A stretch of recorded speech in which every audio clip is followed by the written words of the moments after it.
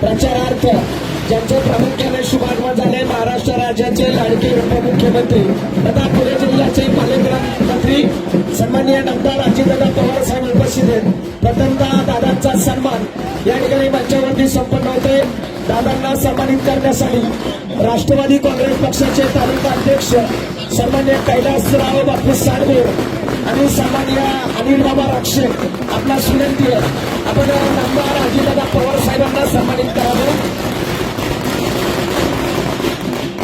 या ठिकाणी राजीवनगर सहकारी बँकेचे उपाध्यक्ष अश्विनीताई पाचारणे यांचं शुभागमन स्वागत.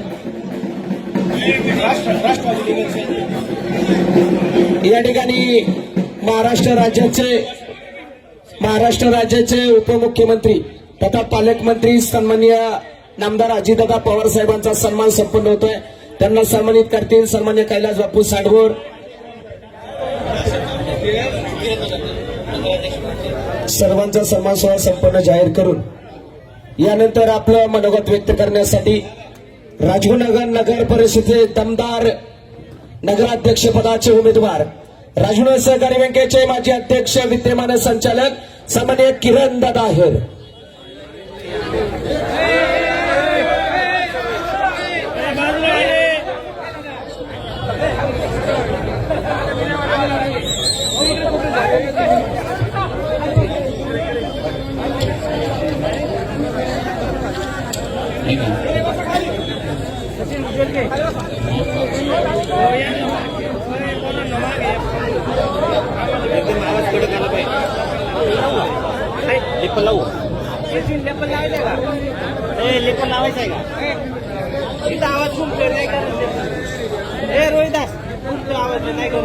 उपस्थित सर्व माता पिता बंधू भगिनी राजगुरुनगर वासीय आज या ठिकाणी राजगुरुनगर नगर परिषदेच्या पंचवार्षिक निवडणुकीच्या माध्यमातून आपल्या राज्याचे उपमुख्यमंत्री अजितदादा पवार, खेड तालुक्याचे माजी आमदार दिलीप अण्णा मोहिते पाटील आणि राष्ट्रवादी काँग्रेसचे तालुका अध्यक्ष कैलासराव साडवोर, त्याचबरोबर या ठिकाणी या सभेसाठी उपस्थित झालेले सर्व बंधू भगिनी, राजगुरुनगर नगर परिषदेची ही पंचवार्षिक निवडणूक नगर परिषद स्थापन झाल्यानंतर आणि पहिल्या नगर परिषदेची नगरसेवकांची मुदत संपल्यानंतर आज 8 वर्षांनी या ठिकाणी निवडणूक संपन्न होत आहे. या 8 वर्षामध्ये नगर परिषद झाल्यानंतर ज्या काही सोयी सुविधा आपल्याला प्रामुख्याने मिळायला पाहिजे होत्या किंवा आपल्या शहराचा विकास व्हायला पाहिजे होता त्या प्रमाणात तो झालेला नाही. मग पाण्यासारखा गंभीर प्रश्न असेल, कचऱ्याचा प्रश्न असेल, अन्यायकारक झालेली करवाढ असेल आणि या माध्यमातून त्या संस्थेमध्ये बेशिस्त झालेली आर्थिक परिस्थिती यामुळे राजगुरुनगर वासियांना या भागातील प्रत्येक जनतेला, प्रत्येक नागरिकाला अनेक समस्याला तोंड द्यावं लागत आहे. आणि म्हणून या कालावधीमध्ये ही निवडणूक झाली आणि या निवडणुकीला महत्व प्राप्त झालं. या निवडणुकीच्या माध्यमातून आपल्याला राष्ट्रवादी काँग्रेसच्या माध्यमातून यापूर्वी झालेल्या कामाचा जो लेखाजोखा आम्ही आमच्या सर्व उमेदवारांच्या परिचय पत्रकामध्ये आपल्यापर्यंत पोहोचवण्याचा प्रयत्न केलाय. जवळजवळ 500 कोटीची विकास कामं राजगुरुनगर शहरामध्ये झाली आणि त्यामुळे ज्या काही सोयी सुविधा आपल्याला मिळाल्या त्या नामदार अजितदादा असतील, त्याचप्रमाणे आपल्या तालुक्याचे माजी आमदार दिलीप अण्णा मोहिते पाटील असतील यांच्या माध्यमातून आपल्याला मिळालेले आहे. मी अनेक वर्ष समाजामध्ये काम करत असताना सातत्यानं आणि कायमच समाजाचे विमुख काम करण्याचा प्रयत्न केला. त्यामध्ये हे काम करत असताना निपक्ष निस्वार्थीपणे काम केलं आणि या कामाच्या माध्यमातून जनतेला न्याय देण्याचा प्रयत्न केला. आपल्याला या राजगुरुनगर शहरामध्ये ज्या काही प्राथमिक सोयी सुविधा आहेत त्यामध्ये प्रामुख्याने पाणी, कचरा व्यवस्थापन, पार्किंगची व्यवस्था आणि अन्यायकारक झालेली करवाढ या संदर्भात दादा गरवाढीच्या संदर्भात तुम्हाला लक्ष देऊन या संदर्भात आपल्याला फार तातडीनं त्याच्यावर काम करावं लागणार आहे. त्याचबरोबर राजगुरुनगर शहराला थोर हुतात्मा राजगुरूंच्या या पुण्य पावन भूमीमध्ये आजही आपल्या शहराची ओळख सांगताना चाकणजवळ किंवा पुणे जिल्ह्यात पुण्यापासून 40 किलोमीटर अंतरावर असलेलं राजगुरुनगर अशी ओळख सांगावी लागते.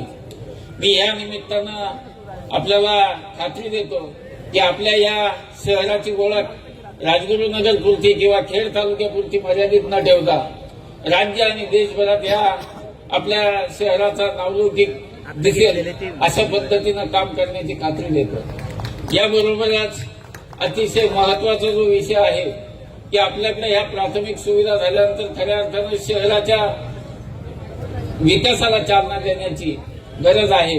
त्यामध्ये जो काही डीपीआर मंजूर झालाय की जो आज त्यावर कुठल्याही प्रकारचं काम झालेलं नाहीये, त्या माध्यमातून आपल्याला त्या डीपीआरच्या माध्यमातून जे जे काही सांस्कृतिक कला क्रीडा आणि खेळ या संदर्भामध्ये ज्या ज्या गोष्टी आवश्यक आहेत त्या राजगुरुनगरमध्ये शहरामध्ये आपल्याला तयार करून त्याच्यावर काम करावं लागणार आहे. आणि मी त्याही साठी असं म्हणेल, मी प्रयत्न करणार असं म्हणत नाही, तर खात्री देतो की ही कामं आपण केल्याशिवाय राहणार नाही. याचबरोबर दादा, नाशिक फाटा ते चांदोली टोल नाका या ठिकाणी कॉरिडॉर होतोय.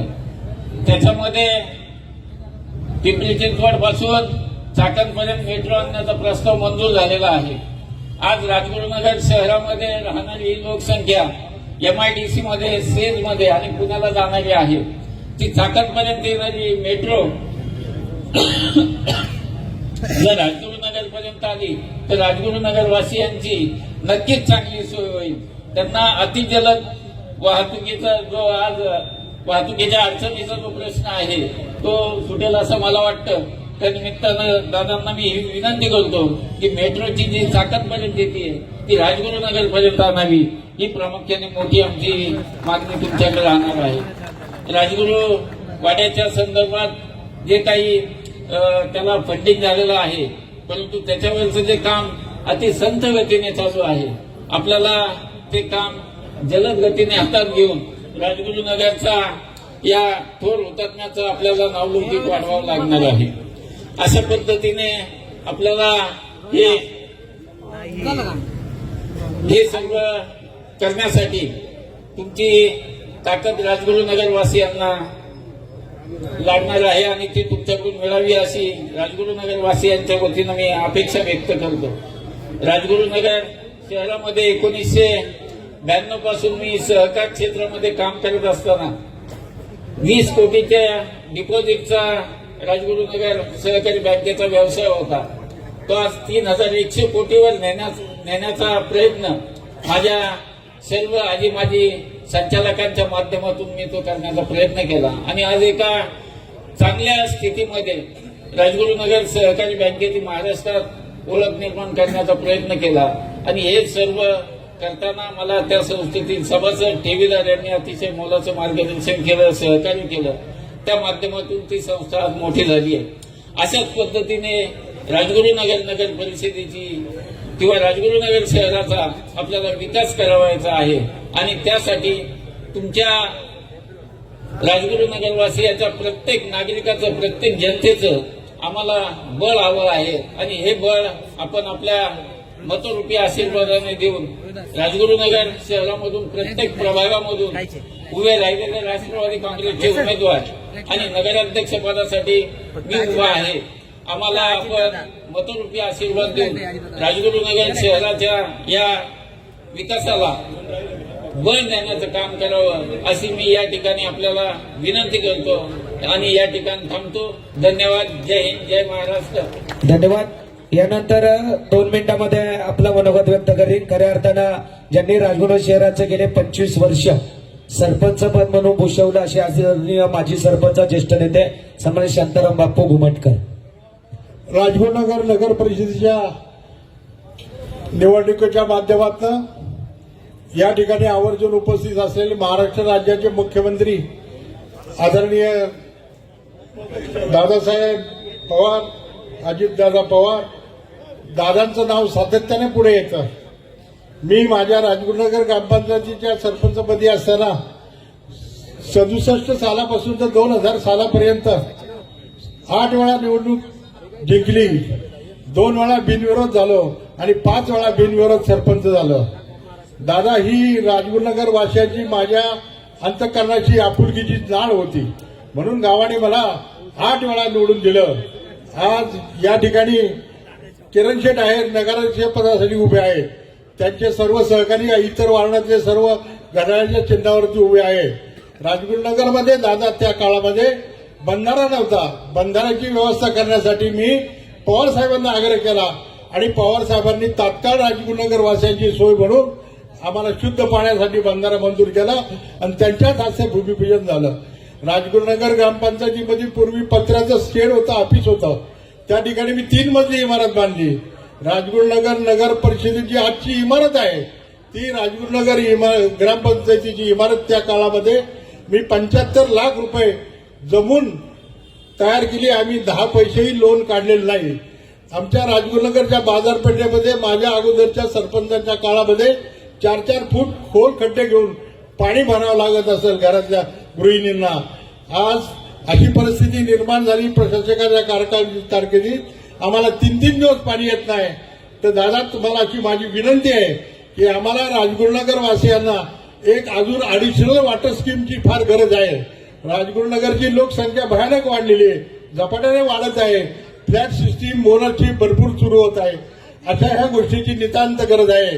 राजगुरुनगरमध्ये आम्ही संकल्प केलेला आहे की राजगुरुनगर वासियांची जी आता जी धाब्याच्या घाटाची व्यवस्था होती, मी माझ्या काळामध्ये दादा लोकांना नकळत माझ्या पंपावरती जकात लावली आणि जकातीचे पैसे परिपूर्ण ग्रामपंचायतीमध्ये भरत गेलो, म्हणून तो दहाव्याचा घाट झाला. त्यानंतर त्याच्यामध्ये दुधात साखर म्हणून आमदार दिलीप मोहित्यांनी आता अत्यंत उत्तम अशी व्यवस्था त्या ठिकाणी केलेली आहे. अशा राजगुरुनगरच्या विकासाच्या कामासाठी दादा, तुम्ही महाराष्ट्र राज्यामध्ये राजगुरूंची भूमी म्हणून खेड तालुक्याच्या मध्ये राजगुरुनगरला प्रायोरिटी द्या आणि आमची वॉटर स्कीम मंजूर करा, एवढी आग्रहाची विनंती करून आपणा सर्वांना, बहिणींना आणि भावांना विनंती करतो. आपल्याला विकास करायचा असेल तर राष्ट्रवादीच्याच माध्यमातून होऊ शकतो, म्हणून राष्ट्रवादीच्या सर्व पॅनलला गावातून आपण निवडून द्यावं एवढी आग्रहाची विनंती करून या ठिकाणी थांबतो. रामकृष्ण हरी. धन्यवाद. खऱ्या अर्थानं ज्यांचे राजगुरुनगर परिषदेच्या बिनविरोध नगरसेवक पदी निवड झाली असे सन्मान्य दिनेशराव सांडभोर, आपला सन्मान दादांच्या हस्ते संपन्न होत आहे. तो सन्मान दादांना विनंती असेल आपण करावा. यानंतर आपलं मनोगत व्यक्त करतात सगळ्या उमेदवारांना विनंती आहे आपण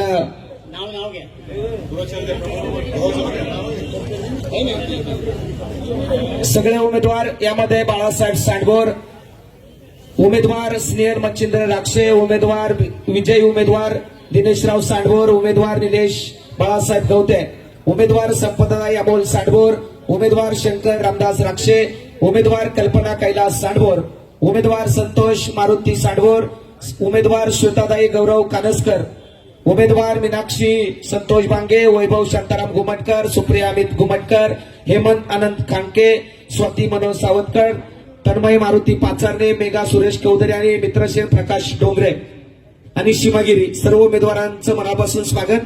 यानंतर आपलं मनोगत व्यक्त करतात खेड तालुक्याचे भाग्यविधाते, कार्यसम्राट, लोकप्रिय दमदार माजी आमदार, पुणे जिल्हा मध्यवर्ती सहकारी बँकेचे संचालक, माजी आमदार आदरणीय दिलीप अण्णा मोहिते पाटील. हुतात्मा शिवराम हरी राजगुरू यांच्या बलिदानाने पाहून झालेल्या पुण्यभूमीमध्ये राजगुरुनगर परिषदेच्या निवडणुकीच्या निमित्तानं राज्याचे उपमुख्यमंत्री तथा अर्थमंत्री, पुणे जिल्ह्याचे पालकमंत्री आदरणीय अजितदादा पवार आज आपल्या नगरपालिकेच्या निवडणुकीच्या प्रचाराच्या निमित्ताने या ठिकाणी उपस्थित झाले. त्यांचं राजगुरुनगरकरांच्या वतीनं अंतःकरणापासून हार्दिक स्वागत करतो.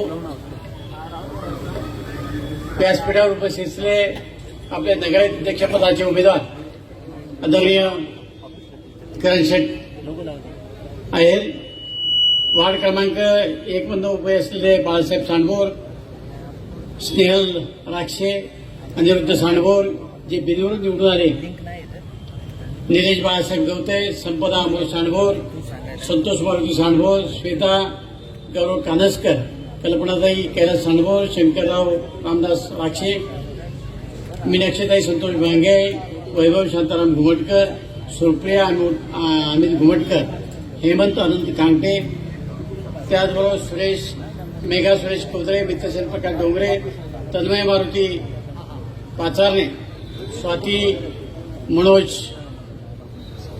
सातवडकर आणि सीमाताई गिरी या हे सगळे उमेदवार राष्ट्रवादी काँग्रेस पक्षाचे आणि राष्ट्रवादी काँग्रेस पक्षानं पुरस्कृत केलेले असे उमेदवार व्यासपीठावर उपस्थित.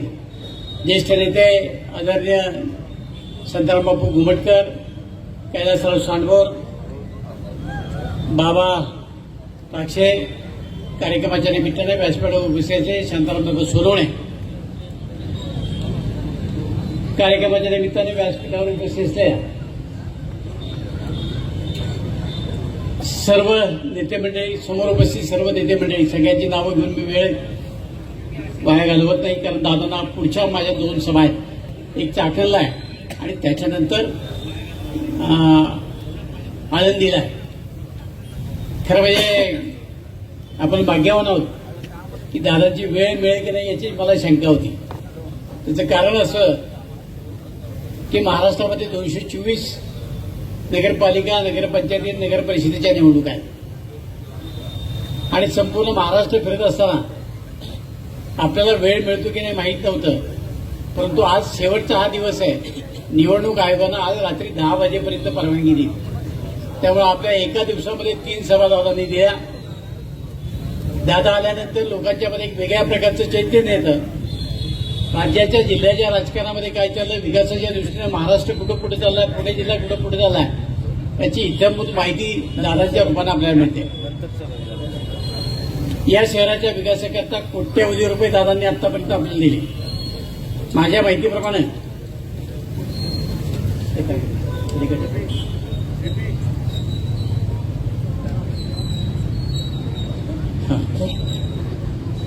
हुतात्मा राजगुरू स्मारकासाठी 259 कोटी रुपये, त्यापैकी दादा 104 कोटी रुपयाचं काम सुरू आहे. परंतु पीडब्ल्यूडीचं काम अद्याप बाकी, ते सुरू झालं पाहिजे. राजगुरू शहरासाठी मागील 5 वर्षामध्ये आपण जवळ 375 कोटी रुपये या शहराच्या विकासाकरता दिलेले. आता आमचं सगळ्यात महत्वाचं आहे की आमच्या न्यायालयाच्या 2 बिल्डिंग झाल्या. 2 बिल्डिंगला आपण पैसे दिले, पण जे न्यायाधीश आहेत त्यांच्या निवासस्थानाची इथे व्यवस्था नाही. आपल्या कृष्णा खोरे महामंडळाची जागा आपण 5 नंबर कॉलेज ज्याला म्हणतो ती सरकारकडे, कलेक्टरकडे दिली. ती जागा आम्हाला उपलब्ध करून दिली तर त्या ठिकाणी न्यायाधीश निवासस्थान आम्ही बांधू. प्रशासकीय इमारतीकरता आपण 21 कोटी रुपये दिले. त्याच्या कामाला गती यावी आणि ते काम तातडीने सुरू व्हावं. त्याचबरोबर पंचायत समितीची जी उमर आहे त्याला थोडं पैसे कमी पडतात, ते पैसे तातडीने उपलब्ध करून दिले तर कॉन्ट्रॅक्टर आमचं काम पूर्ण करेल आणि आम्हाला नवीन इमारतीमध्ये त्या निमित्तानं जाता येईल. त्याचबरोबर इथला पाणी प्रश्न, इथं पाणी प्रश्नाच्या संदर्भात पूर्वी योजना मंजूर झाली, गटाराची योजना मंजूर झाली, पण तात्कालीन त्या काळामधले जे पदाधिकारी होते त्यांच्यामध्ये प्रचंड अशा प्रकारचे मतभेद झाले आणि त्या दोन्ही योजना फेल्युअर झाल्या. खरं म्हणजे 38 गावाची जी योजना होती त्याच्यावरनं आपण वेताळ्याची जी जलशुद्धीकरण केंद्र आहे ते आपण राजगुरू शहराकरता दिलं आणि अगदी धरणाच्या मध्य म्हणजे मुख्य साठ्यामधनं राजगुरू शहराला 24 तास पाणी उपलब्ध होईल अशा प्रकारची व्यवस्था त्या ठिकाणी केली. आता इंटरनल ज्या व्यवस्था आहे ती फक्त राहिली, ती झाली की राजगुरू शहराचा पाणी पुरवठा व्यवस्थित होईल. त्याच्यामध्ये एकदा बैठक घ्या आणि ती योजना कशी मार्गस्थ करता येईल त्याचा विचार करा. मध्यंतरी त्याच्याकरता आपण एक सेपरेट फिडर दिला, त्याला पैसे दिले. जलवाहिनी नवीन टाकायची, त्याला पैसे दिले. हे सरकार राजगुरुनगरचा प्रश्न सोडवण्याकरता प्रयत्नशील आहे. दुसरा सगळ्यात मोठा प्रश्न आहे तो कचऱ्याचा. तुम्ही ज्या ज्या वेळा खेड तालुक्यामध्ये येत असाल तुम्हाला पहिलं दर्शन कचऱ्याचं होत असेल, कारण ही तिन्ही मोठी शहरं झाली. चाकण तर 5 लाख लोकांचं शहर झालं. कचरा रोज टाकायचा कुठं हा प्रश्न त्या ठिकाणी पडतो आणि म्हणून कचऱ्याचा प्रश्न आपण आता मनावर घेतलाय. चाकणचा प्रश्न सोडवण्याच्या किंवा खेड तालुक्याचा प्रश्न सोडवण्याच्या दृष्टीने आपण या ठिकाणी निर्णय घेतलेला आहे. राजगुरुनगरचा सुद्धा कचऱ्याचा प्रश्न आपण सोडवाल अशी अपेक्षा निमित्तानं व्यक्त करतो. त्याचबरोबर आपण तहसील कार्यालय इकडे आणल्यानंतर त्या ठिकाणी मोठं मल्टी स्टोरेज पार्किंगची व्यवस्था आपल्याला करायची, कारण कोर्टामध्ये रोज हजारो लोक त्या ठिकाणी येतात, हजारो गाड्या येतात, कुठं लावायचा प्रश्न पडतो. ते वाहतुकीचे प्रश्न राजगुरू शहरामध्ये जाणवते. त्याचबरोबर या ठिकाणी ड्रेनेजचा प्रश्न आहे. हे सगळं ड्रेनेज जे आहे ते नदीमध्ये सोडलं जातं आणि इथनं खालच्या सगळ्या लोकांचे पिण्याचे पाण्याचे प्रश्न निर्माण झाले. तुम्हाला पाऊस सुद्धा ठेवता येत नाही, अशा प्रकारचे घाण पाणी सगळं त्या नदीमध्ये सोडले. त्या संदर्भामध्ये इथल्या नगरपालिकेचा फार मोठा आग्रह आहे, लोकांचा आग्रह आहे, त्याची व्यवस्था तुम्ही कराल. आणि सगळ्यात महत्वाचा गोष्ट आहे की राजगुरुनगर शहराच्या जे करवाढीमध्ये मोठ्या प्रमाणात वाढ झाली ती राजगुरुनगर शहराला परवडणारी नाही, कारण इथे रिटायर लोकांची संख्या फार मोठी आहे. त्यामुळं रिटायर्ड लोकांना एवढा मोठा कर भरणं शक्य नाही. इतर शहरांची तुलना करता राजगुरुनगर शहर हे फक्त राहण्याकरता योग्य आहे. इथं फारसा व्यापारही फार मोठा नाही, किंवा इथला जो व्यापार अवलंबून आहे तो पंचायत समिती असेल किंवा न्यायालय असेल, तहसील कार्यालय असेल, इथं येणारे जे रोजचे लोक आहेत त्यांच्यावर अवलंबून आहे. आणि म्हणून आमचा आग्रह होता या सगळ्या इमारती या शहरामध्ये राहिल्या पाहिजे, त्या बाहेर जाता कामा नये आणि इथल्या लोकांचं जीवनमान हे चांगलं राहिलं पाहिजे एवढाच विचार होतो. आज आपण तिन्ही पक्ष वेगवेगळे लढतोय. आमचा इतर पक्षाबद्दल काहीच आक्षेप नाही. आम्ही प्रयत्न केला की युती व्हावी. मी दादांना सुद्धा सांगितलं की आम्ही बीजेपी बरोबर या ठिकाणी युती करतोय, कारण शिवसेनेची, ठाकरे गटाची आणि शिंदे गटाची युती झाली, त्यामुळे ते आमच्याबरोबर येणार नव्हते. इथं बीजेपी बरोबर आम्हाला युती करायची होती आणि आम्ही तसा प्रस्ताव दिला. पण त्यांच्या नेत्यांनी ठरवलं की जर आम्ही निवडणूक लढलो नाही तर आमचा पक्ष वाढणार नाही, त्यामुळे पडले तरी चालतील, आम्हाला उमेदवार उभे करायचे. आता त्यांची जर हट्ट होता तर त्याला आमचा नाईविलाज होता, त्यांनी उभं केलं. आज या ठिकाणचं नेतृत्व वेगवेगळ्या प्रकारच्या चर्चा करत आहे, आमच्यावर आरोप करत आहे. आपल्याला माहिती आहे की बापू तिघड्यांना पहिला नगराध्यक्ष दिलीप मोहितेंनी केला, सन्मान केला. 2.5 वर्षाच्या कालखंडात मला एकदा सुद्धा त्या नगरपालिकेमध्ये बोलावलं नाही. आणि त्या ठिकाणी काय केलंय सगळ्या राजगुरुनगरच्या ग्रामस्थांना माहिती आहे. त्यानंतर बीजेपीमध्ये गेले, परत राष्ट्रवादीत आले. सकाळी आमच्याकडे तिकीट मागायला, दुपारी बीजेपीकडे. आम्ही खिशामध्ये शिवसेनेचा एबी फॉर्म घेऊन तयार होते. कोणीच देत नाही म्हणल्यावर एबी फॉर्म तिथला दिला. असा उमेदवार तुम्ही त्या ठिकाणी जर निवडला असेल तर, आणि तुम्ही आज टीका करता की तुम्ही आमचे उमेदवार पळवले, तुम्हाला माणसं सांभाळता येत नाही, त्याला आमचा दोष काय? आणि म्हणून अशा प्रकारच्या टीका करून राजगुरूचा प्रश्न सुटणार आहे का? गेल्या 1 वर्षामध्ये दादा आम्ही आमच्या लोकांनी निर्णय घेतला. दुर्दैवानं मला अपयश आलं, पण आम्ही सत्तेपासून बाजूला राजगुरूमध्ये त्यांनी 1 रुपया सुद्धा आणला नाही. आज माझी राजगुरूकरवासियांना विनंती आहे हात जोडून की या जिल्ह्याचे पालकमंत्री अजितदादा आहेत, राज्याचे उपमुख्यमंत्री आहेत, अर्थमंत्री आहेत. जर परत राजगुरू शहराला विकासाच्या पाठीवर आणायचं असेल तर राजगुरुनगरची नगरपालिका ही राष्ट्रवादी काँग्रेस पक्षाच्या ताब्यात द्या. इथला नगराध्यक्ष राष्ट्रवादी काँग्रेस पक्षाचा करा. एक चांगलं व्यक्तिमत्व आपल्याला अध्यक्षपदाकरता दिले. त्यांनी बँक व्यवस्थितपणानं चालवलेली आहे. ते आपल्या गावचा प्रपंच सुद्धा व्यवस्थितपणानं चालवतील. आणि म्हणून एक संयमी, बोलणार कमी, काम जास्त करणार, अशा प्रकारचं नेतृत्व राजगुरू शहराला नगराध्यक्षाच्या रूपानं लाभणार आहे. आपण कुठेही मागं पाहू नका. आणि किरण आहेत आणि हे सगळे राष्ट्रवादी काँग्रेस पक्षाचे आमचे जे उमेदवार आहेत यांना आपण भरघोस मताने निवडून द्या, एवढीच विनंती करतो आणि थांबतो. धन्यवाद. जय हिंद, जय महाराष्ट्र. यानंतर आपल्याला सर्वांना संबोधित करतात महाराष्ट्र राज्याचे लाडके उपमुख्यमंत्री तथा पुणे जिल्ह्याचे पालकमंत्री नामदार अजितदादा पवार.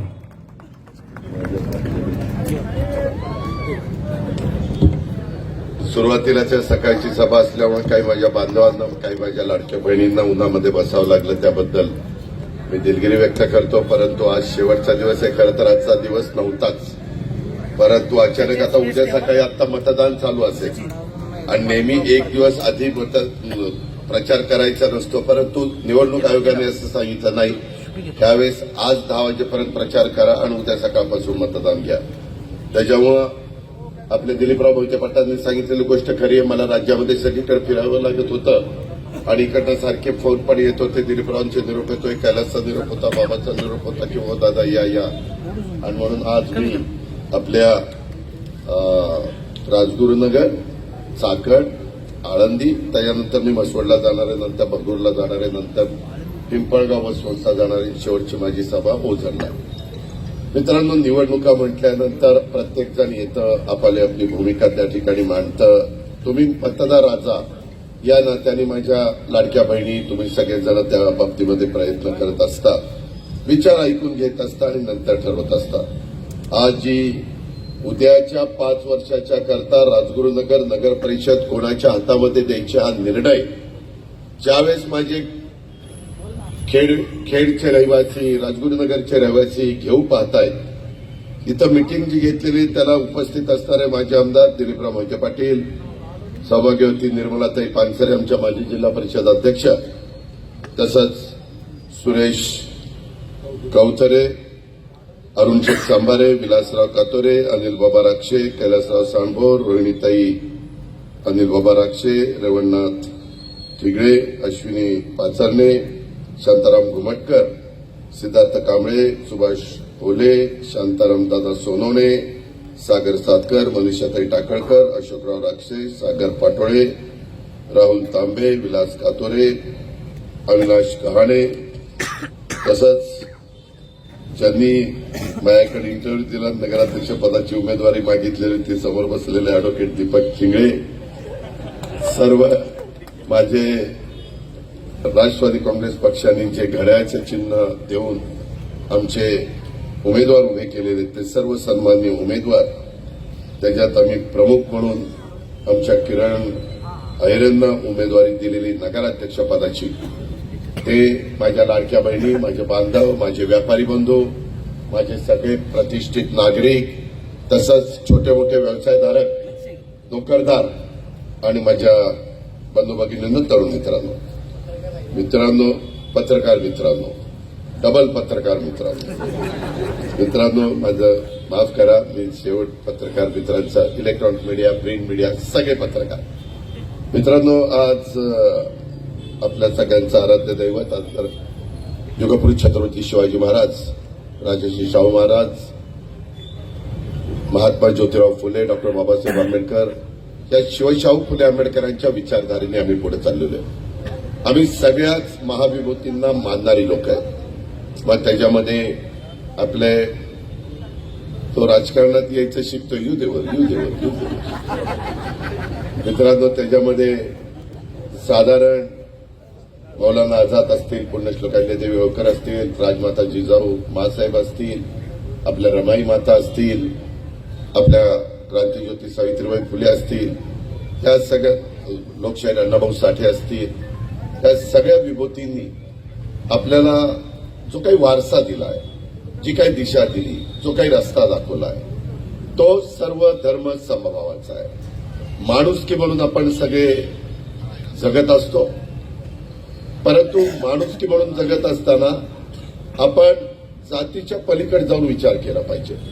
मी नेहमी महाराष्ट्रात ग्रामीण भागामध्ये फिरत असताना सांगत असतो की बाबा, शेतकरी तुमची माझी जात आहे, कारण हा माझा बळीराजा, हा माझा शेतकरी, हा माझा लाखाचा पोशिंदा सगळ्या जगाला अन्नधान्य, भाजीपाला, फळं पुरवण्याचं काम करत असतो. हे पण वस्तुस्थिती खरी आहे. परंतु त्याचबरोबर आता आपल्या महाराष्ट्रामध्ये शहरीकरण वाढत आहे. आता शहरीकरण वाढत असताना मी या राजगुरुनगरच्या परिसरामध्ये आलोय. आज खरं तर राजगुरुनगरचे सुपुत्र, थोर स्वातंत्र्य सेनानी हुतात्मा शिवराम हरी राजगुरू यांना पण मी विनम्र अशा प्रकारचं अभिवादन करतो. या पवित्र भूमीमध्ये ज्ञानेश्वर माऊली आणि तुकोबारायांच्या चरणी देखील नतमस्तक होतो.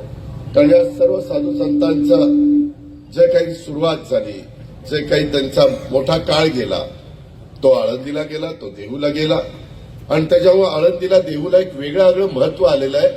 बा पांडुरंगाच्या दर्शनाच्या करता देखील पंढरपुरात आपण जातो, आपला वारकरी समाज जातो, आपण जातो आणि तिथं देखील बा पांडुरंगाचं दर्शन घेत असतो. असा हा सगळा एक महत्वाचा समाज आपल्या महाराष्ट्रामध्ये राहतोय आणि त्याच्यातून अलीकडच्या काळामध्ये नवीन नवीन आव्हानाला पण आपल्याला सगळ्यांना सामोरं जावं लागतं.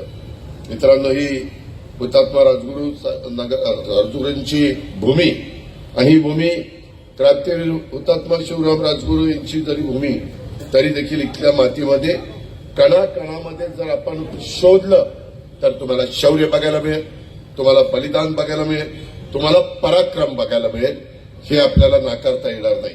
देशाला स्वातंत्र्य मिळवून देण्याच्या करता हुतात्मा राजगुरूंनी जे बलिदान दिलं, त्यांचं बलिदान कोणताही भारतीय विसरू शकत नाही. आणि हुतात्मा राजगुरू यांच्या देशभक्तीचं क्रांतिकारी विचार युवकांनी आत्मसात केले पाहिजे, अशी मनोमन धारणा माझ्यासारख्या कार्यकर्त्याची आहे. त्यांच्या विचारांवरच आम्ही मार्गक्रमण केलं पाहिजे. देशाच्या प्रगतीमध्ये आपल्या सगळ्यांचं कमी अधिक प्रमाणामध्ये योगदान द्यायला पण आपण कुठं मागं राहता कामा नये, असं माझं प्रांजळ मत आहे, माझं स्पष्ट मत आहे. मित्रांनो, माझ्या आधी वेगवेगळ्या मान्यवरांनी आपली मतं इथं मांडली. मग त्याच्यामध्ये कैलास सांबोरांनी प्रास्ताविक केलं, नंतर किरण आहेर यांनी पण नगरीचं नगराध्यक्ष पद घेत असताना एक उच्च विद्याविभूषित अशा प्रकारचा उमेदवार आम्ही निवडला. तुम्ही पहा राजगुरुनगरकरांनो, तुमच्या पुढे जेवढे काही उमेदवार नगराध्यक्ष पदाचे आहेत, संविधानाने घटनेने बाबासाहेब आंबेडकरांनी तुम्हाला मताचा अधिकार दिला, तुम्ही मतदार राहताय. उद्याच्याला कुणाचं बटन दाबायचं ते तुमच्या सद्विवेक बुद्धीला स्मरून आपण निर्णय घ्या. आणि हे सगळे उमेदवार डोळ्यासमोर आणा. ते उमेदवार डोळ्यासमोर आणल्यानंतर आपल्या सगळ्यांच्या लक्षामध्ये येईल, आम्ही जो उमेदवार किरण आहेरच्या रूपाने दिलेला आहे, तो राजगुरुनगरचा सारख्या समृद्ध वारसा असलेल्या शहरात जी पुढील वाटचाल करत असताना केंद्राचा निधी आणला पाहिजे, राज्याचा निधी आणला पाहिजे, जिल्हा वार्षिक योजनेचा निधी आला पाहिजे, सीएसआरचा निधी आला पाहिजे, अजून वेगवेगळ्या प्रकारच्या ज्या योजना आहेत त्याचा अभ्यास केला पाहिजे. आणि तो अभ्यास करत असताना कशा पद्धतीनं माझं राजगुरुनगर वाढतंय, त्यावेळेस इथं चांगल्या पद्धतीनं गोरगरिबांना जे बेघर आहेत, ज्यांना भूमिहीन आहेत, त्यांना घरं नाही, त्याच्याकरता पण आमची म्हाडाची स्कीम असते. राज्य सरकारच्या जमिनी आम्ही शोधतो किंवा म्हाडा वेगळी जमीन घेतं, किफायतशीर दरामध्ये घेतं आणि आपले शिवाजीराव आढळराव पाटील त्या म्हाडाचे पुणे विभागाचे चेअरमन आहे. परवा मी मंचरला होतो, शिरूरला होतो, जुन्नरला होतो, तेव्हाही आम्ही ह्याच्यामध्ये हजारो घरं आपल्या पुणे जिल्ह्यामध्ये बांधण्याचं काम चालू केलेलं आहे. त्याच्यामध्ये आज माझं राजगुरुनगर जे वाढतंय, आत्ताच मला किरणजी सांगत होते, कैलास सांगत होता, बाबा सांगत होता, दिलीपराव बोलत होते, अरुण गाडीत येताना सांगत होता की दादा 2014 साली इथं स्कीम केली. मगाशी पण बोलत असताना आमच्या शांतारामजी घुमटकर आमचे वडीलधारी, त्यांनी पण त्याच्याबद्दलची माहिती दिली की कसं पवारसाहेबांनी तिथं मदत केली, कसं ते बंधारा झाला. आज तिथनं आपण पाणी घेतो, पण 2014ला आपली लोकसंख्या काय होती? आज आपल्याला तुम्हाला मी सांगतो, 2014 साली अंदाजे 40,000 फ्लोटिंग पॉप्युलेशन धरून इथली लोकसंख्या होती. आज राजगुरुनगरकरांनो, आज आपली लोकसंख्या 1,00,000 झालेली आहे. आता 1,00,000 लोकसंख्या झाल्यानंतर पाण्याचा गहन प्रश्न इथं निर्माण झालेला आहे, कचऱ्याची विल्हेवाट लावण्याचा गहन प्रश्न निर्माण झालेला आहे. लोक राहायला येतात, पण लोकांचं राहायला येत असताना त्यांची मागणी असते, आमच्या जवळपास कचरा नको, आमच्या जवळपास कचरा डेपो नको, आमच्या जवळपास स्मशानभूमी नको, दफनभूमी नको. ह्या सगळ्या गोष्टी त्यांना नको असतात आणि साहजिकच आहे. पण हे सगळ्याला गरजेचं आहे ना बाबा. तो आज आपल्याला स्मशानभूमी पाहिजे, आज आपल्याला दफनभूमी पाहिजे. आपली लोकसंख्या वाढती, कसं असणारी दफनभूमी, असणारी स्मशानभूमी कमी पडतीये, त्या अनुरूप आपल्याला पुढचे निर्णय घ्यावे लागतात. विद्युत दाहिनी काही ठिकाणी द्यावी लागते, काही ठिकाणी गॅसची दाहिनी द्यावी लागते. अशाही पद्धतीनं आपल्याला करावं लागतं. आणि म्हणून मी आपल्याला सगळ्यांना सांगत होतो की ही सगळी आव्हानं तुमच्या माझ्या समोर आहेत. ही आव्हानं पेलवण्याची ताकद आमच्या किरण आहेरमध्ये आहे. त्याच्यामध्ये एकंदरीतच अशी आपल्या नागरिकांची पण इच्छा आहे की ही पुढील वाटचाल अधिक वेगवान होते, अधिक त्याच्यामध्ये ती भक्कम असली पाहिजे, अधिक ती सर्वांना बरोबर घेऊन जाणारी असली पाहिजे.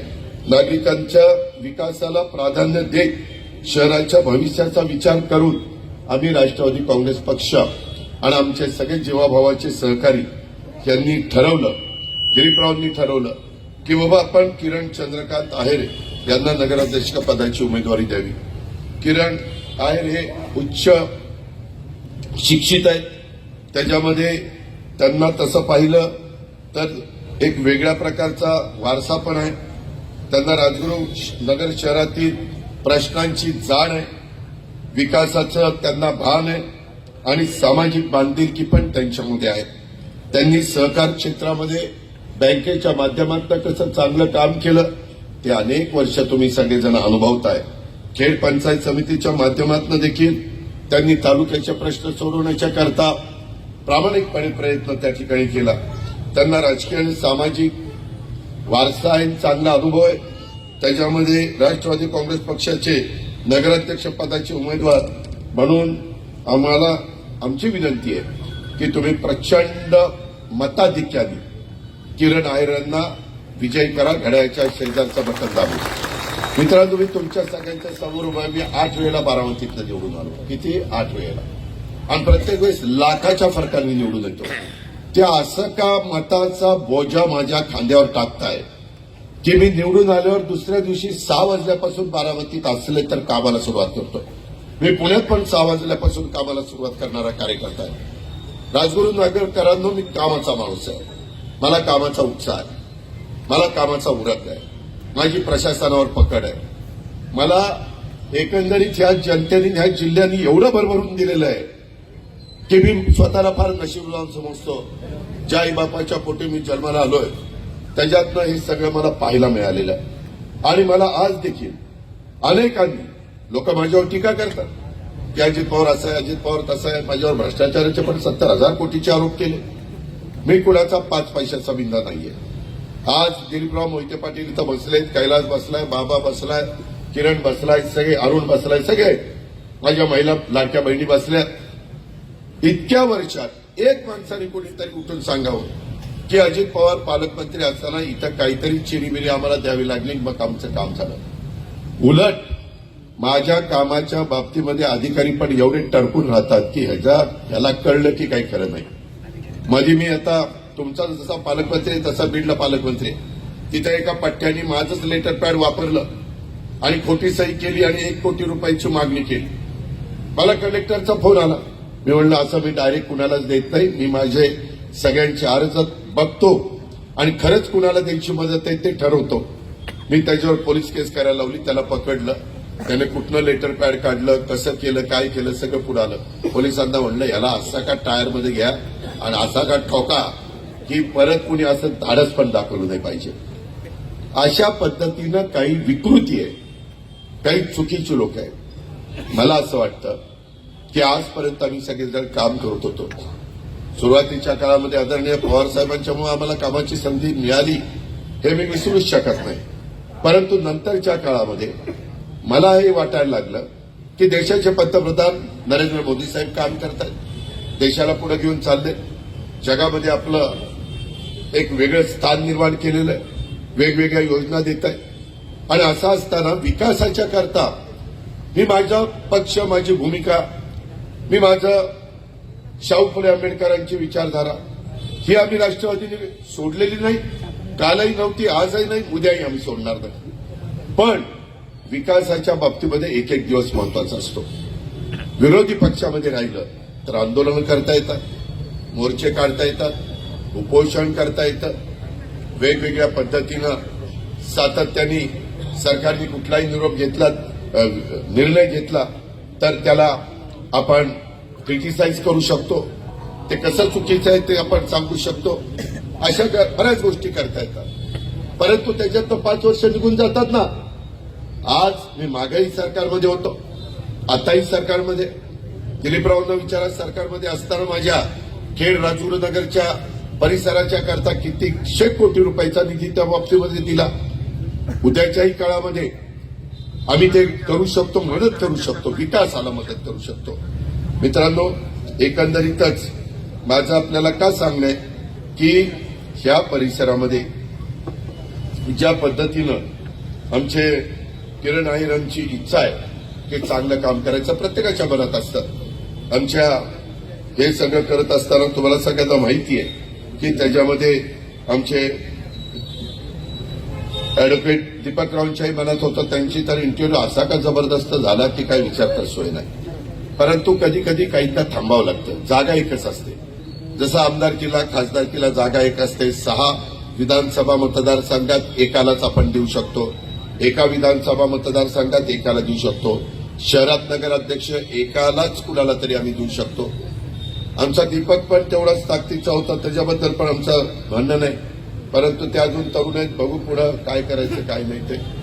परंतु आता आमचे हे जे काही किरणराव आहेत त्यांनी त्यांच्या अंगावर कसलाही डाग नाहीये. त्यांनी आतापर्यंत जिथं काम केलं ते पारदर्शक केलेलं आहे.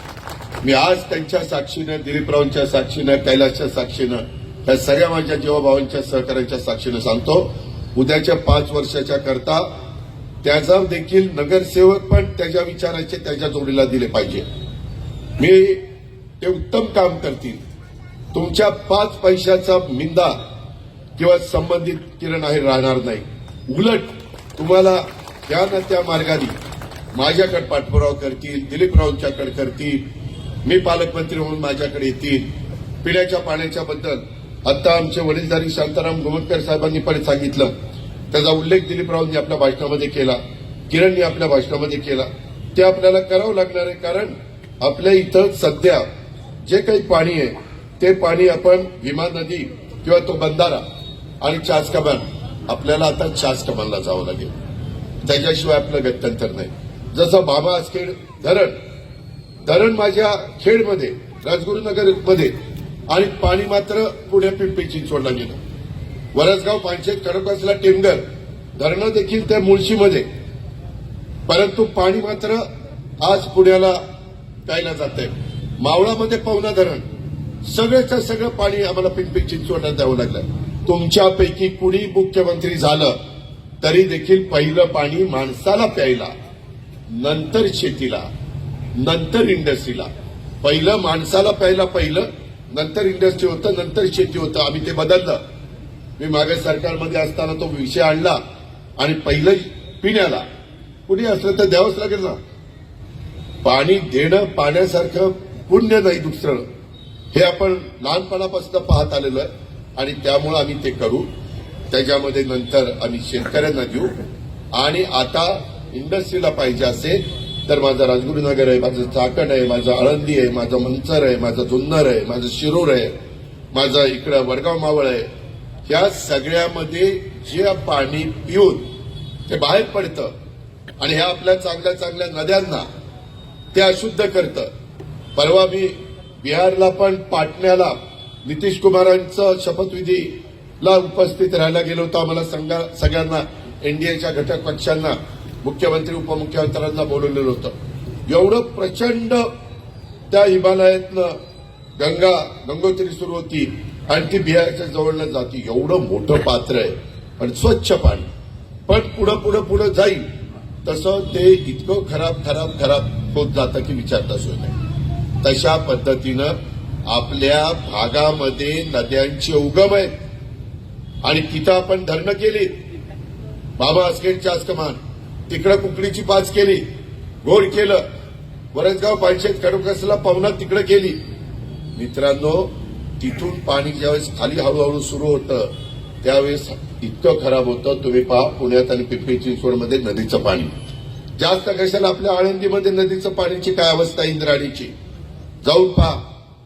त्याच्यामध्ये आपणच आपल्या नदीला अशुद्ध करतोय, आपणच पर्यावरणाचे प्रश्न निर्माण करतोय, आपणच पुढच्या पिढीचं नुकसान करतोय.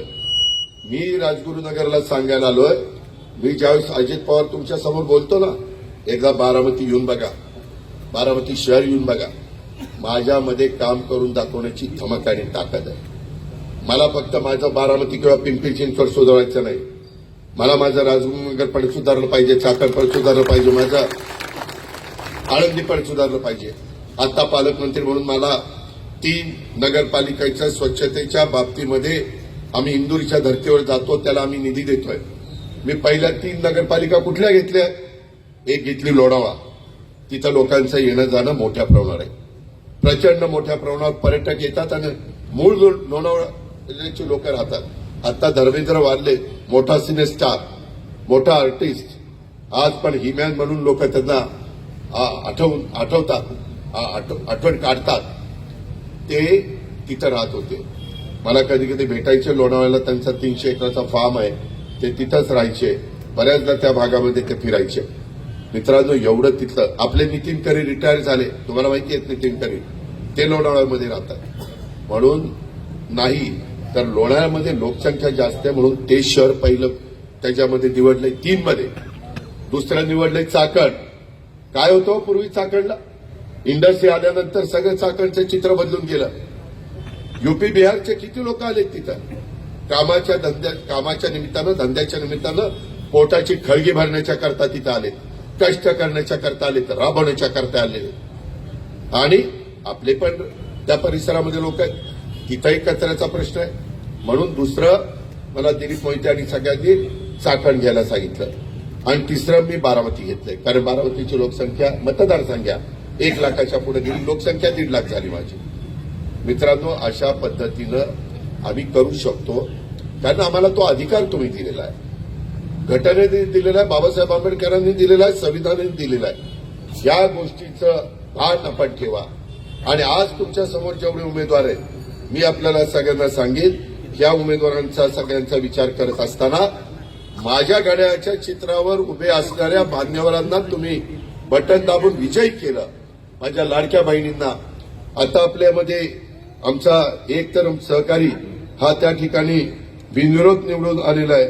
मला वाटतं अनिरुद्ध हा सांडफोर हा बिनविरोध निवडून आलेला आहे. कुठे बिनविरोध निवडून तुला दिलंय, तुझं तर जास्त काम आहे. नाहीतर म्हणाल कुणी मला मतं दिलीत, माझा मी आलोय, असलं नको करू. तुझी जबाबदारी अनिरुद्ध जास्त आहे, कारण सगळ्यांनी तुझ्यावर विश्वास दाखवलाय. ज्यांच्यावर तरी दुसरा कोणतरी उभं आहे, त्याच्यामुळे काही लोक ह्यांना देणार आहेत, काही लोक दुसरीकडे देणार आहेत. त्याच्यावर बस खाली आता उभा राहून कंटाळला बस. होय होय होय बाबा होय. तर ही मला शिकवायला चाललंय, आता असं बोला, आता तसं बोला, हे असं करा, हे तसं करा. माझं पार्ट टक्कल ना टक्कल पडलंय तरी शिकवते. आता काय करू बाबाला? बाबा लोक अशीच असतात, सगळं बाबा लोकांचं ऐकावं लागतं. कुठल्या बाबा लोकांचा तुम्ही विचार करा. मित्रांनो, यामध्ये मला तुम्हाला सगळ्यांना सांगायचं आहे की माझी दिलीपराव मोहिते पाटलांनी माझ्या मागे लागून हुतात्मा राजगुरुनगर स्मारकाकरता 259 कोटी रुपये मंजूर करून घेतले. 104 कोटी रुपये आम्ही दिले. पीडब्ल्यूडीची काहीतरी कामं सुरू नाही झालेली, नवीन तिथं चीफ इंजिनियर आले. आचारसंहिता संपू द्या, ह्या निवडणुका जानेवारी एंडपर्यंत संपतील. महानगरपालिका, जिल्हा परिषद, तालुका पंचायत, नगरपालिका आणि सुप्रीम कोर्टाने सांगितलेलं आहे 31 जानेवारीपर्यंत हे सगळं संपवा. त्याच्यावर निवडणूक आयोगाला संपवावं लागेल. आणि त्यांनी जाहीर केल्यानंतर आपल्याला आपले उमेदवार देऊन लोकांच्या मध्ये जाऊन लोकांचा विश्वास संपादन करावा लागेल. म्हणून उर्वरित कामं जलद गतीनं करण्याच्या करता पण मी त्यामध्ये लक्ष घालीन. किरण पण त्याच्यामध्ये पाठपुरावा करेल.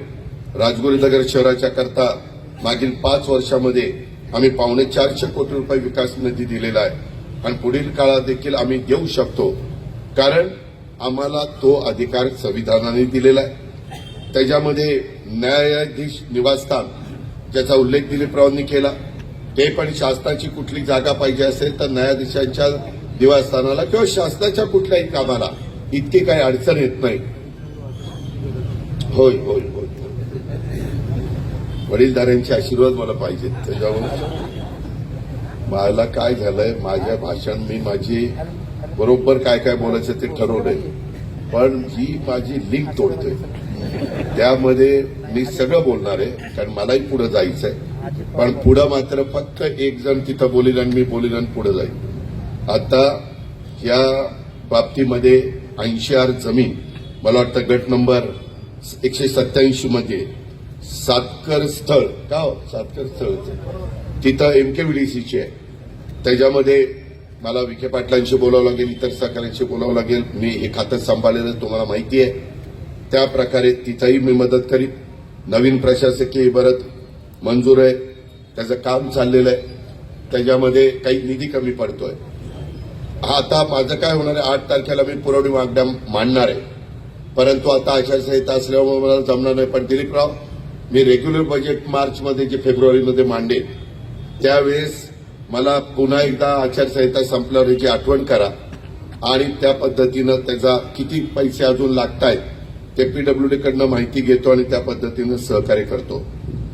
हे शहर सर्वांगीण वाढतंय आणि त्याच्यामुळं इथं नवीन पाणी पुरवठा योजना ही आपल्याला करावी लागणार आहे. त्याच्याकरता देखील मला तुम्हाला सगळ्यांना काम करावं लागेल. एकंदरीत मला वाटतं राजगुरुनगरचं बजेट किती कोटीचं आहे शहराचं फक्त?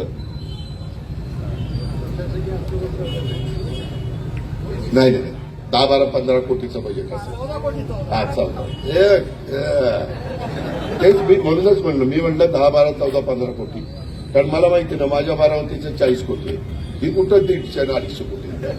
हे बाकीचे पैसे आम्ही तुम्हाला वेगवेगळ्या योजनेतनं देतो म्हणून तुमचं बजेट वाढतं. मागं तुम्ही जकात त्याच्यातनं उत्पन्न करायचं, नंतर आपण जकात काढली, फार त्याच्यामध्ये तक्रारी आल्या. जकात काढून आपण नंतर त्याच्यामध्ये सेल टॅक्स आणला, आपण व्हॅट आणला, नंतर लोकल बॉडी टॅक्स आणला, एलबीटी तोही काढला. नंतर देशाने ठरवलं 1 नेशन 1 टॅक्स, देश एक आहे तिथं टॅक्स पण एकच, आणि तो आला जीएसटी. जो जमा होतो 50% केंद्राला जातो, 50% राज्याला जातो.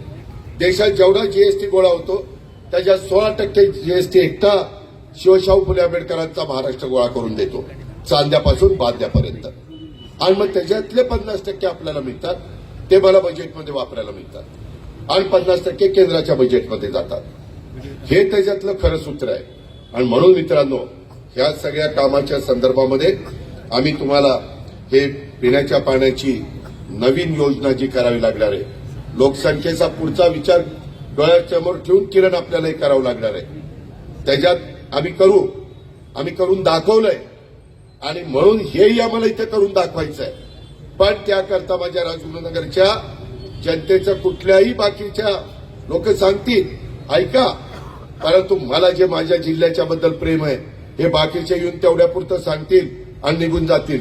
परत तुम्हाला मी येईन, मला तुम्हीच आहे, दुसरं कोणी नाहीये. कारण मी तुमच्या जिल्ह्यातलं आहे ना, तुम्ही माझ्या जिल्ह्यातले आहे ना. जे काही बरं वाईट व्हायचं तुमचं माझं इथंच होणार आहे. ही गोष्ट आपण लक्षात घ्या. आणि एकंदरीत तिथला कचरा डेपो त्याही करता इथं कुठं गायरानाची जागा जवळपास असेल जिथं माझं नागरीकरण झालेलं नसेल, आता नवीन टेक्नॉलॉजी आलेली आहे, आधुनिक पद्धतीनं आपण कचऱ्याची विल्हेवाट लावू शकतो, ती लावूया. आता त्यालाही निधी मिळतो. जसं आम्ही नदी सुधार कार्यक्रमाच्या निमित्तानं पुण्यामध्ये आणि वेगवेगळ्या नद्यांना निधी आणलेला आहे. आता कोल्हापूरच्या पंचगंगेला पण आणलेला आहे, भीमेला पण आणलेला आहे, आपल्या मुळामुठाचं पण काम चाललेलं आहे, पावनेला पण आणलेलं आहे. आता पुढे इंद्रायणीला पण आपल्याला ते करायचंय. हे करावं लागणार आहे. आणि त्या पद्धतीनं मल्टी स्टोरेज पार्किंगच्या थोडं मी विरोधात आहे. रॅम्प असेल तरच मल्टी स्टोरेज पार्किंग चालतं, नाहीतर कुणी गाडी त्या लिफ्टमध्ये घालून वर खाली करत नाही. हे काय आत्ता यायचं आत्ता जायचं तिथंच लावतात. शेवटी पोलीस तिथं ऍक्शन घेऊन बिचारे दमून जातात. हा रॅम्पचं ठीक आहे, त्याचा उतार पण नीट करायला पाहिजे. नाहीतर रॅम्प असा करायचा की गाडी तिकडं सगळेच तिकडं. उतार म्हणजे त्याचा 1:2 असा काहीतरी रेशो असतो, ते पीडब्ल्यू वाल्यांना माहिती आहे. एसटीपी ड्रेनेज नगर परिषदेचा अतिरिक्त कर वाढ कमी करण्याच्या बद्दल आम्ही केली ना. पिंपरी चिंचवडला शास्त्रीय कराची करवाढ कमी केली का विचारा. तुमच्यातले पण काही लोक माझ्या भोसरीला राहतात ना, मंचरचे राहतात, माझ्या राजगुरुनगरचे राहतात, माझ्या जुन्नरचे राहतात, त्याच्यामुळे ते करता येतं. आपण नियमाच्या चौकटीमध्ये ते कसं बसवायचं ते त्या ठिकाणी बसू. आपलं राजगुरुनगर पीएमआरडी मध्ये येतं का? येतं. पीएमआरडीए मध्ये देखील जो भाग येईल तिथंही आम्ही तुम्हाला सहकार्य करू, त्याही बद्दल आपण काळजी करू नका. आता चाकणचे रस्ते मी मध्ये 6 वाजता पाहणी केली. आता पाऊस संपला, आता त्या रस्त्याची कामं पीएमआरडी, पीडब्ल्यूडी, नॅशनल हायवे आणि एक आम्ही महामंडळ काढलंय. त्या सगळ्याच्या मार्फत तिथली कामं आता आम्ही त्या ठिकाणी सुरू केलेली आहे. तशा पद्धतीनं वाहतुकीची कोंडी सोडवण्याचा प्रयत्न करतोय.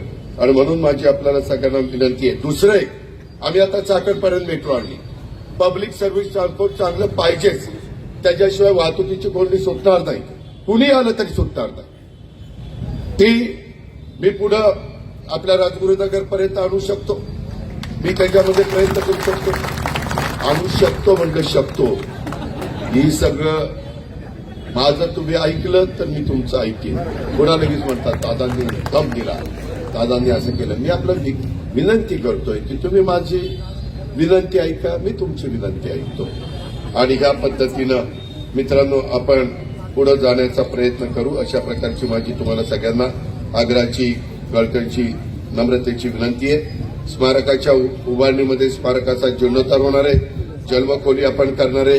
हुतात्मा राजगुरूंची थोरला वाडा तालीम, मुख्य दरवाजा, राम मंदिर, इतर स्मारकातील सुविधा, विकास सुविधा, गृह, वाचनालय, उपहारगृह, नदी परिसरात सुधारणा करणारे, रामघाट करणारे, चांदोरी घाट करणारे, त्याकडे जाणारा रस्ता करणारे, संरक्षण भिंत करणारे, वाहनतळ करणारे, पदपथ, अंतर्गत रस्ते, लँडस्केप क्षेत्र करणारे, खुले सभागृह करणारे, पुतळे, म्युरल्स बसवणारे, संपूर्ण स्मारकाची प्रकाश व्यवस्था करणारे, अशा पद्धतीनं आम्ही त्या बाबतीमध्ये करतोय. ते आमच्या मास्टर प्लॅनमध्ये आहे. जिल्हा व सत्र न्यायालयाचं उद्घाटन झाले तर आता निवासस्थानाच्या बद्दलचा उल्लेख आमचे माजी आमदार साहेबांनी केला. पोलीस स्टेशन इमारत, दशक्रिया घाट, हुतात्मा राजगुरू स्मारकाकडे येणारा पूल, हौद, ओढ्यावरील पूल, भारतरत्न बाबासाहेब आंबेडकर पुतळ्याचं सुशोभीकरण करणं, वाडा रस्ता, अनेक रस्त्यांचं कॉन्क्रिटीकरण करणं, अशा पद्धतीनं आपण ह्या सगळ्या गोष्टी आपल्याला करायच्या. माझी आपल्याला सगळ्यांना विनंती आहे, हे शहर प्रचंड वेगाने वाढतंय. तेवढ्याच प्रचंड वेगाने काम करणारी माणसं, त्यांच्यावर तुम्ही जबाबदारी दिली पाहिजे. तुम्ही काही विधानसभेच्या निवडणुकीच्या निमित्तानं आमचं ऐकलं नाही, का ऐकलं नाही तुमचं तुम्हालाच माहिती. मी ठरवलेलं होतं, कारण त्यांच्या 3 टर्म झालेल्या होत्या. म्हणलं ह्यावेळेस टर्म झाल्यानंतर मी तुम्हाला लाल दिवा द्यायचं ठरवलं होतं, पण तुम्ही जर घेतला नाही तर त्याला मी काय करू. मी ठरवलेलं होतं, कारण सिनियरिटीमध्ये देखील जिल्ह्यात माझ्यानंतर त्यांचाच नंबर होता. ते नसल्यामुळं मग मी दत्ता भरण्याची 3री टर्म होती, म्हणून मी दत्ता भरणेला दिलं. एक लक्षात ठेवा. त्याच्यामध्ये घ्यायचं काय नाही घ्यायचं काय तो तुमचा अधिकार आहे, पण तुम्ही माझं ऐकलं असतं, तुम्ही मला प्रतिसाद दिला असता तर आणखी तुम्हाला त्याच्यातनं मदत झाली असती. ही गोष्ट देखील तेवढीच खरी आहे. अशा प्रकारची ग्वाही आणि खात्री मी आपल्या सगळ्यांना देतो. एकंदरीतच ग्रामीण आणि शहरी भागाच्या समतोल विकास करण्याच्या दृष्टिकोनातनं आम्ही महायुती सरकारमध्ये सगळेजण काम करतोय. आमचं सगळ्यांचं ध्येय शिवशाहू फुले आंबेडकरांच्या महाराष्ट्राचा सर्वांगीण विकास झाला पाहिजे आणि शहर असो किंवा गाव असो, प्रत्येक भागामध्ये आपल्याला कशा सुविधा, रोजगार, शिक्षण, आरोग्य आणि विकासाच्या योजना देता येतील, अंमलबजावणी करता येईल, याबद्दल मी आणि माझे सगळे सहकारी कटिबद्ध आहोत. आणि त्याच्यावर राजगुरू शहरासाठी कोणत्याही प्रकारे उद्याच्याला तुम्ही सगळ्यांनी मनापासून जी काही विधानसभेला आपण निर्णय दिला, परंतु तो आम्हाला रुचला नाही, आम्हाला पटला नाही, पण लोकशाही आहे, आम्ही तो मान्य केला खुल्या मनाने. आता तरी तुम्ही माझे ऐका आणि किरणला आणि बाकीचे आम्ही काही 2-3 लोक अपक्ष पण निवडून आलेले, त्याच्यात एक अनिरुद्ध आहे. 1 नंबर गटात पण 2 अपक्ष निवडून आलेले. एका ठिकाणी जरा फॉर्मची गडबड झाली, तिथं आमच्या विचाराच्या पेक्षा दुसरा माणूस निवडून आलेला आहे. परंतु आता हे 17 उमेदवार जे तुम्हाला निवडून द्यायचे, त्याच्यामध्ये म्हणजे किरण धरून 17, आणि तुम्हाला प्रत्येकाला 3 मतं देण्याचा अधिकार आहे. एकाच मशीनमध्ये पहिल्या किरणचंही नाव आहे आणि तिथं आता बिनविरोध झालेला असल्यामुळे खालची नावं कुणाची येणार नाही. प्रभाग 1 मध्ये एकच मत जाऊन किरणला द्यायचं अशी माझी विनंती आहे. आणि पुढं मात्र 2 वगैरे असेल तिथंही जरा त्या बाबतीमध्ये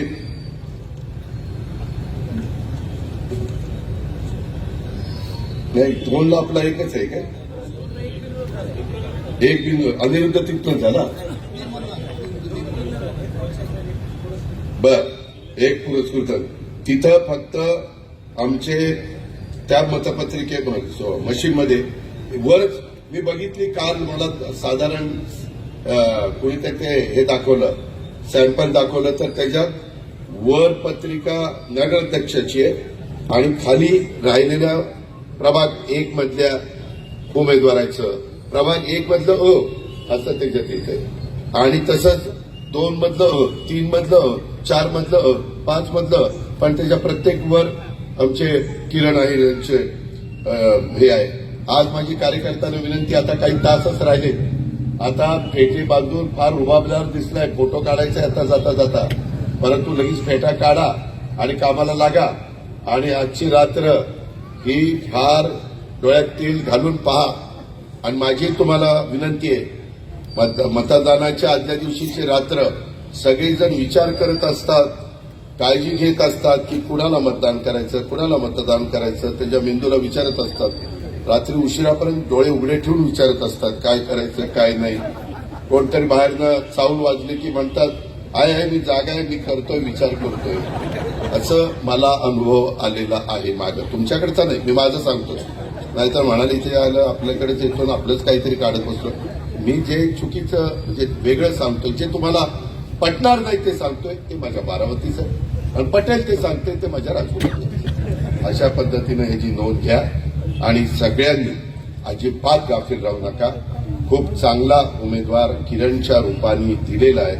बाकीच्या पण आमच्या लाडक्या बहिणी, आमचे नवीन आपले 17-18 मध्ये पहिल्यांदाच हे झालेले किती आहेत उभे राहत आहेत असे, म्हणजे अनुभव असणारे किती आहेत आणि पहिल्यांदाच असणारे किती आहेत. तुम्हाला अनुभव आहे? नाही नाही, अनुभव 1, 2 किती आहेत? 4, 5, 4 ते 5 जण आम्ही अनुभवी दिलेले. माझं नेहमी सूत्र असतं की काही लोक अनुभवी द्यायचे, बाकीचे नवे द्यायचे. नवे म्हणजे ते अनुभवी लोकांच्या हाताखाली शिकतात आणि पुढच्या वेळेस ते सिनियर म्हणून ते काम करू शकतात. हेच आपलं सूत्र आहे, तरच ते कारभार नीट चालतो. आता या 5-6 लोकांना अनुभव आहे, स्वतः किरणला अनुभव आहे, त्यामुळे तो बाकीच्यांना समजावून सांगेल. आणि निवडून आले ना की मी यांना बारामतीला एकदा बोलवणार आहे. माझ्या इथं सकाळी 5ला झाडलोट सुरू होती, 5ला, 7:30ला तर माझं शर्ट चकाचक झाडून लोटून स्वच्छ असतं.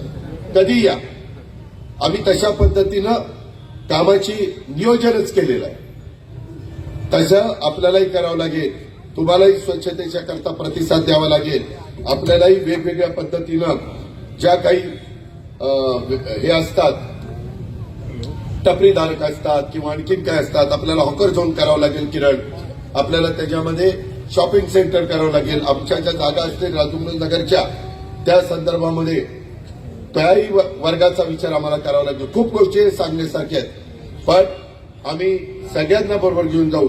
मागासवर्गीय असू द्यात, आदिवासी असू द्यात, अल्पसंख्याक असू द्यात, भटके असू द्यात, ओबीसी असू द्यात किंवा सर्वसाधारण असू द्यात. आम्ही बार्टी संस्था काढली, आरती काढली, मार्टी काढली, महाज्योती काढली, सारथी काढली, अमृत काढले. ह्या सगळ्या संस्थांच्या माध्यमातून अनेक योजना राज्य सरकारने लागू केलेल्या आहेत. त्याही योजनांचा फायदा आम्ही किरण आणि या सगळ्या आमच्या राष्ट्रवादी काँग्रेस पक्षाच्या घड्याळाचं चिन्ह घेऊन उभे असणाऱ्या सर्व माझ्या सहकाऱ्यांना आपलं पवित्र, आपलं बहुमोल अशा प्रकारचं मत उद्याच्याला आपण दिलं तर निश्चितपणे आता जे काही मी विचार तुमच्या पुढे मांडलेत, अजून आमचं सरकार 4 वर्ष इथं राहणार आहे. अजून आमचं केंद्रातलं सरकार 3.5 वर्ष आहे. त्यामुळं उद्याच्याला दुसरं कुणी आलं तर ते म्हणतील आमचं हे ऐकतच नाही, आमचं ते करतच नाही, ते पालकमंत्री आमचा नाहीच आहे, ते फलनच आहे. तसं आमचे कुणीही सांगणार नाही. आमचा पालकमंत्री पण आमच्या चांगला ओळखीचा आहे. आम्ही त्याला सांगू आणि त्याला काम करायला भाग पाडू. पुण्याच्या पालकमंत्र्यांना सांगू. ही पण गोष्ट मी आपल्या सगळ्यांना सांगेन आणि त्याकरता आपण सगळ्यांनी साथ द्या, आशीर्वाद द्या.